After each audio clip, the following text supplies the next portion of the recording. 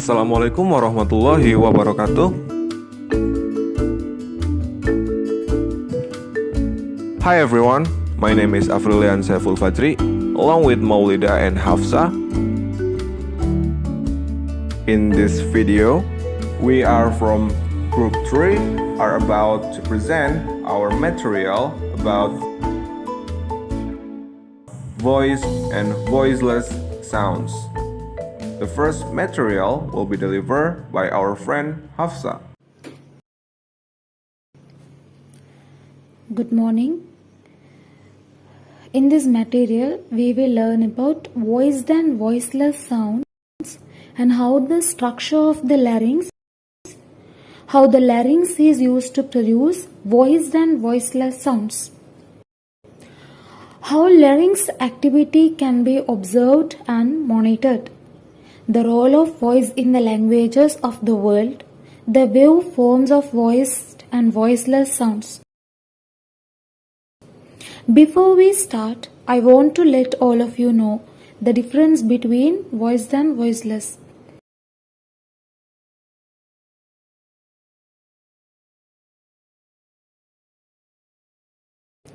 There are two different kinds of sounds in English. First, number one. Technically speaking, a voiced sound is a strong sound in which the vocal cords vibrate, and when you make a voiced sound, your throat vibrates.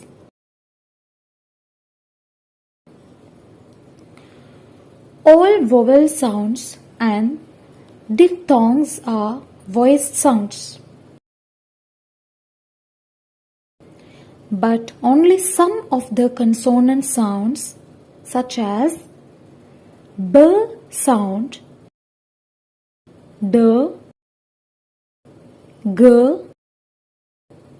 j, v, z, th sound as in the word that, and v sound as in the word will.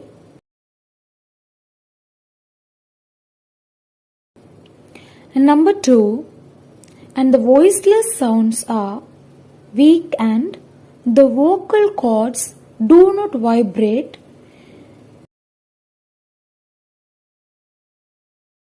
and when you make a voiceless sound, your throat doesn't vibrate.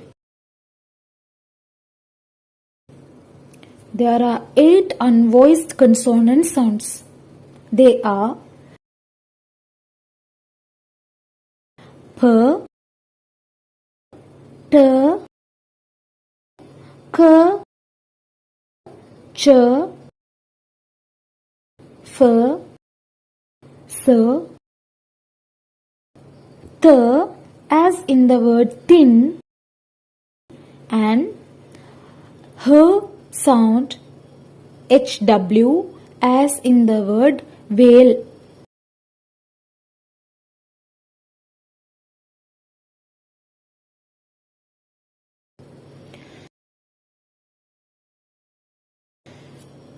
And the basis of all normal speech is controlled outflow of air from the lungs.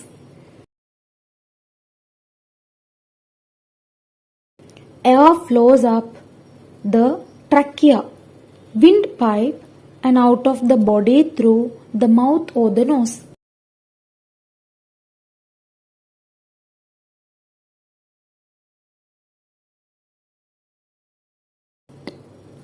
On the way, it must pass through the larynx, a structure formed of cartilages and visible on the outside of the neck as the Adam's apple.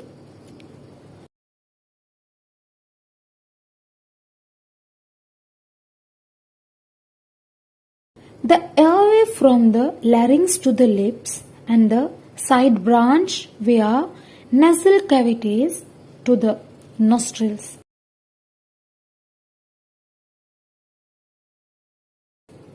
Contain all the organs that control the production of speech sounds.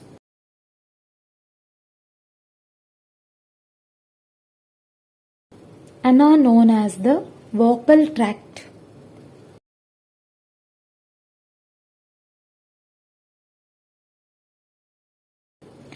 And we can observe it through a mirror placed directly behind the mouth. That means mirror laryngoscope. For this, the subject must keep the mouth wide open.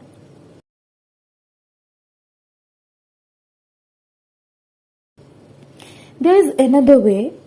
The other way is with fiberscope.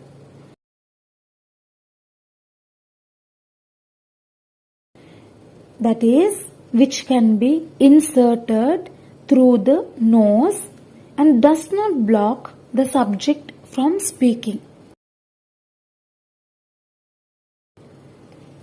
Both methods provide an aerial view of the larynx. And this is usually shown in drawings and diagrams.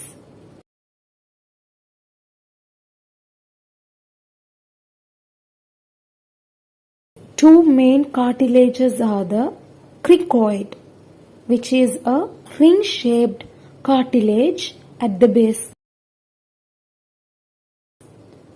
and the thyroid cartilage, which forms a visible and felt bulk in the neck.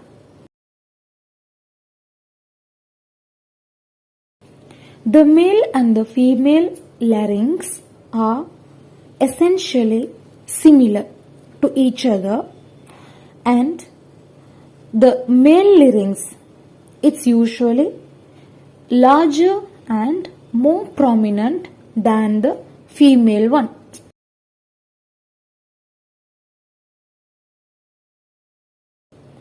And the next part would be continued by Maulida.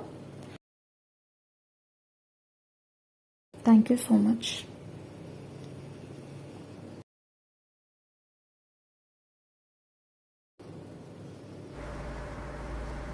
So, hello everyone.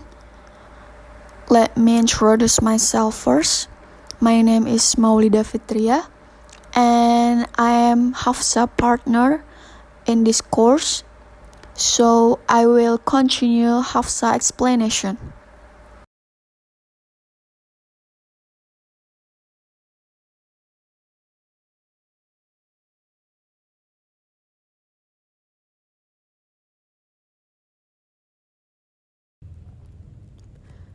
All vowels are normally voiced.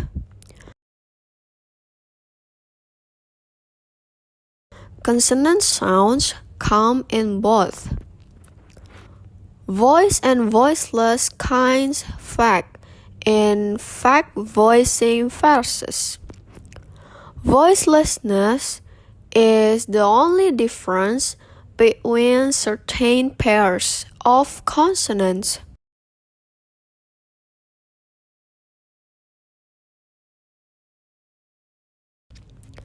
For example, comparing f and v, we find that the only difference between them is that v is voiced while f is voiceless. The position of the rest of the vocal tract is the same. Next, voice and voiceless sounds are to be heard in all language.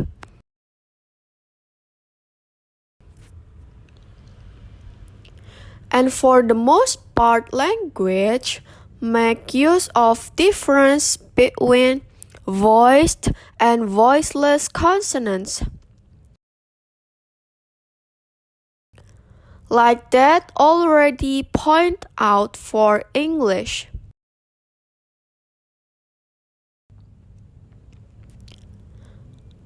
However, certain language where the voicing or voicelessness of consonants can make a difference to meaning.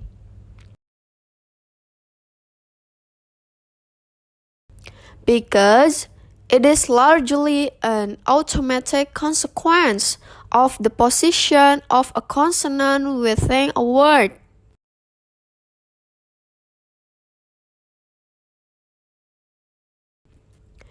Many indigenous languages of Australia are like this. In the language Dirbol, for example,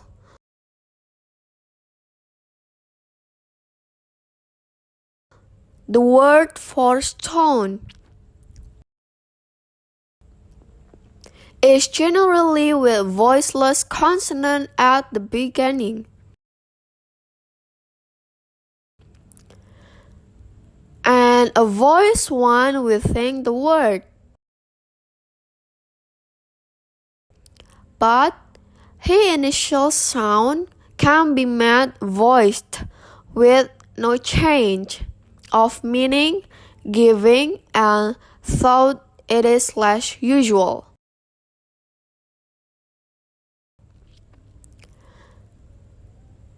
The consonant within the word can be voiceless by giving two further versions, Tipan and Dipan. It is not unusual for children to acquiring English speech to go through a stage of context-sensitive voicing which resembles this.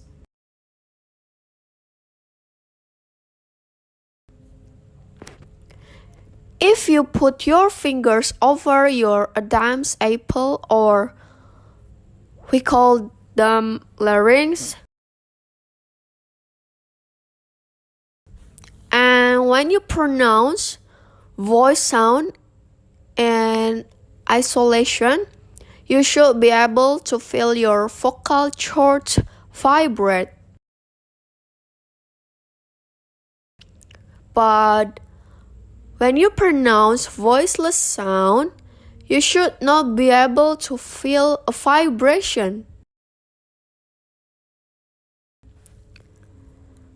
Voice sound take little more effort to produce compared to their voiceless counterpart.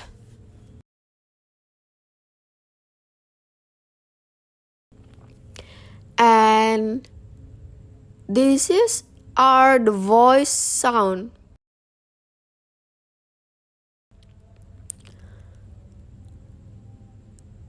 B,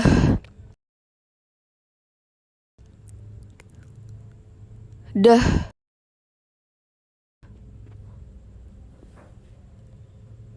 G,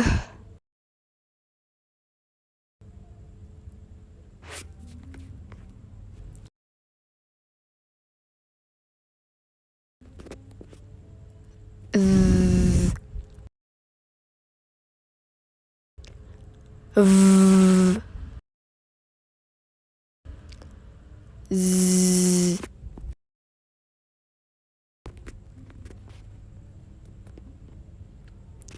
J.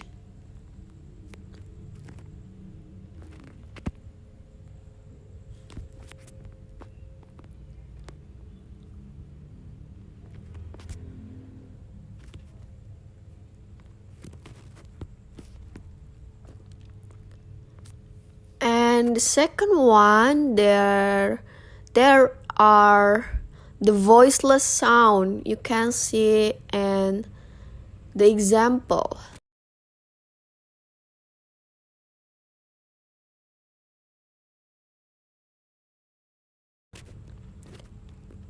P,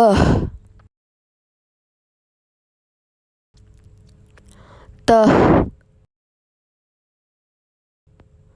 k,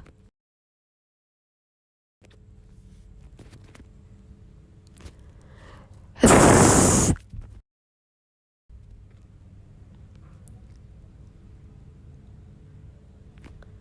f, s, sh, ch.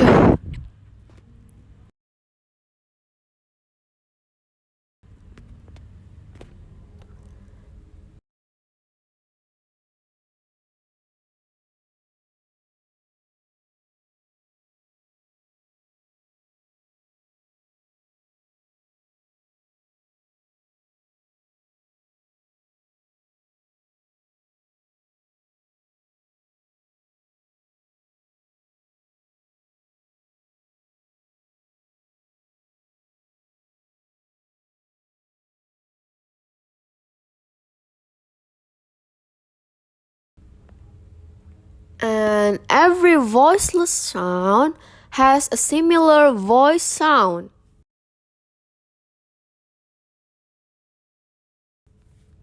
And here are the picture of the similar voice sound. You can see at the picture.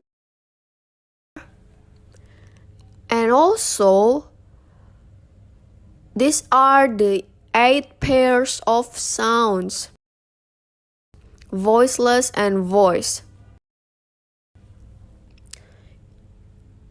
And also you can see the pairs of sounds in here.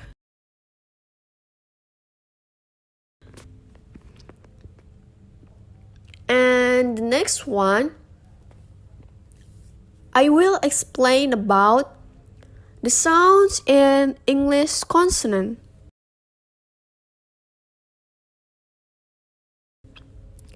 Number 1, frictions consonant.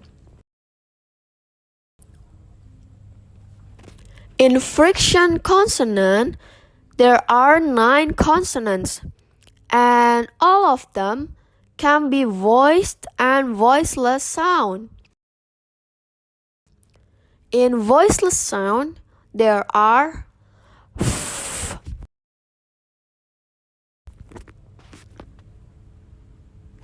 s,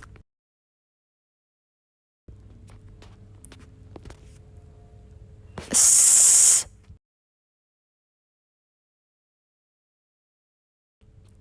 sh,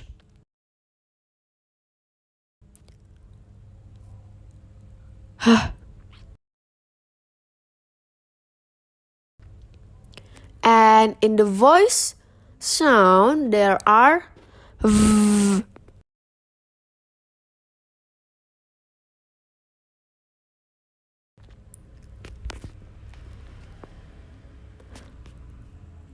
z,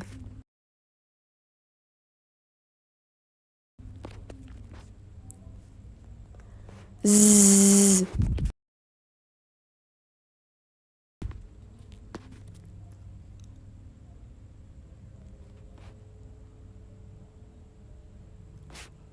Sh.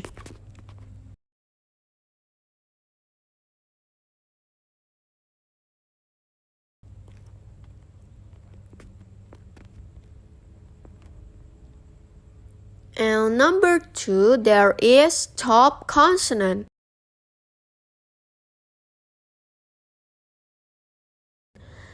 In this consonant, there are 8 consonants, and their sounds can be voiced and voiceless too, like frictions consonant. In a voiceless sound, there are p, t, k, ch. And in voice sound, there are b, d, g,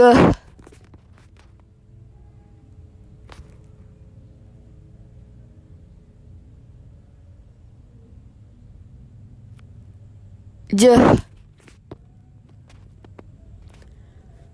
Number 3, there is nasal consonants. There are 3 consonants in nasal, and all of them sound are voiced. And the consonant sound is m, n, n.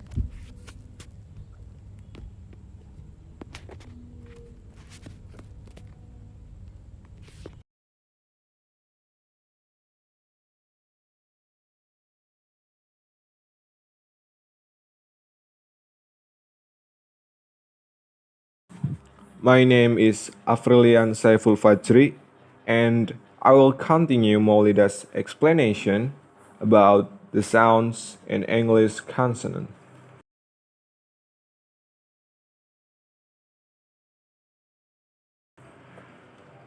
The next consonant is called lateral consonants.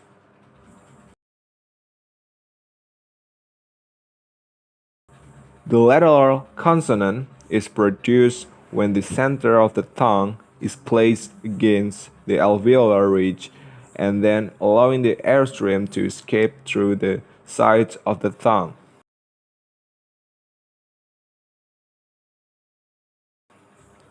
Lateral sound only have one voiced sound, which is l. L.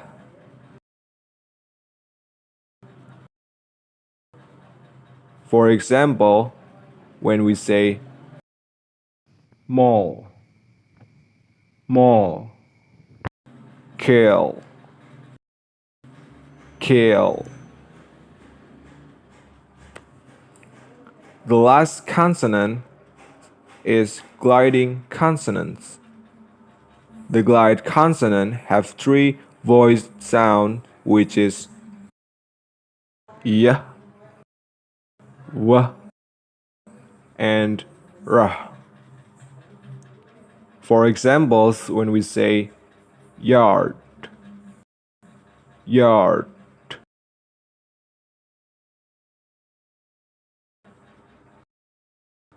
why, why, ring, ring. And after we listen to the explanation about voiced and voiceless consonant, we can conclude that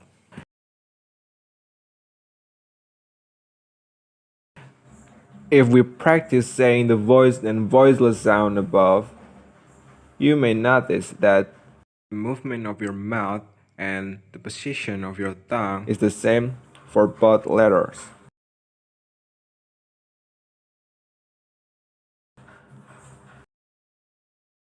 However, if you put your fingers on your vocal cord as you say these sounds, you will notice that for one of the sounds, the voiced one, you will feel the vibration, and the other sound, or the voiceless sound, you will not feel the vibration.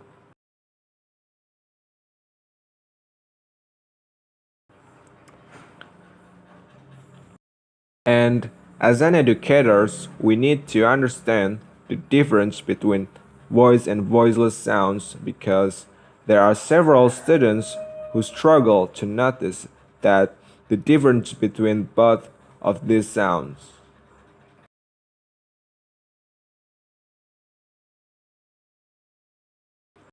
This is especially the case for students who have poor phonemic awareness and students who are learning English as an additional language. It is common for poor spellers to have errors in their spelling where they substitute a voice sound for its voiceless pair.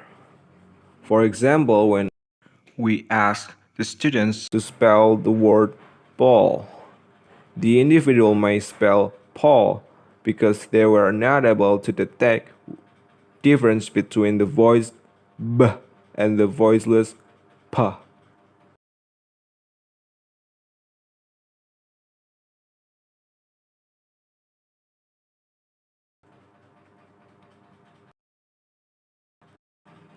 However, with the understanding of the difference between voiced and voiceless consonant sounds, they would be able to determine that the speller struggled to differentiate between voiced or voiceless pair of B and P. When working with young students or individuals who struggle with the distinction between voiced and voiceless sounds, it is helpful to explicitly teach and practice the difference between these sounds.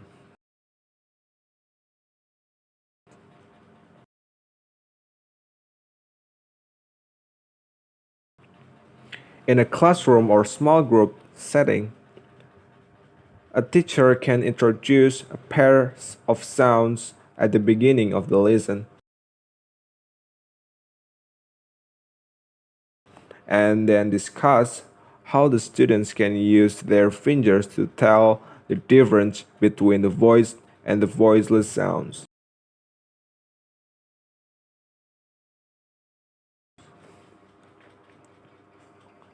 Once the students understand the difference between these sounds, we can ask the students to give thumbs up for words that begin with a voiced sound and thumbs down for words that begin with voiceless sound. In the beginning, the teacher should work with only one pair sounds. But as the students become more comfortable in the exercise, they can practice with the different sounds. It is important to only focus on the beginning sound of a word when teaching the difference between voiced and voiceless sounds. Typically, voiced consonant sounds may have a weaker voiceless sound at the end of a word. This makes word flow together more easily and naturally when you speak.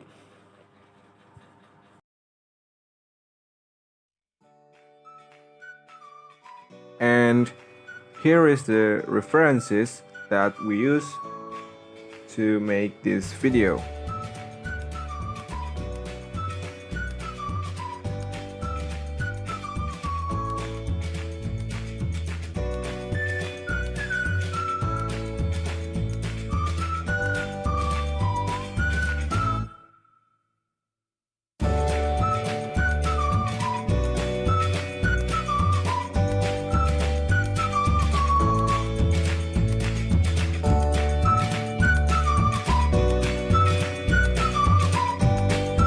That's all for our video. Thank you for watching. Thank you for listening. Thank you for your attention. Wassalamualaikum warahmatullahi wabarakatuh.